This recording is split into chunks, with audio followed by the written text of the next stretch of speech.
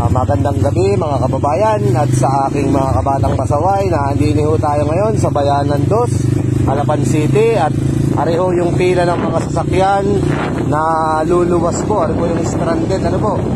Ayan, kung nakikita nyo, napakarami yung private vehicle. Kasama na po dyan ang ating mga tracking.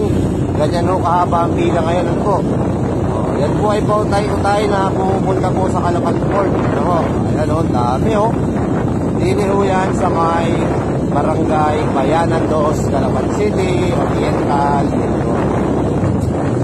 Ayan po ho.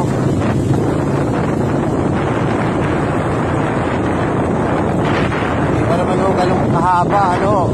Dahil hanggang dini pa lang po siya sa may Bayanan Elementary School. Ano po? Yan po ang update natin ngayong gabi. Please share this video para updated po lahat ng biyaheros natin.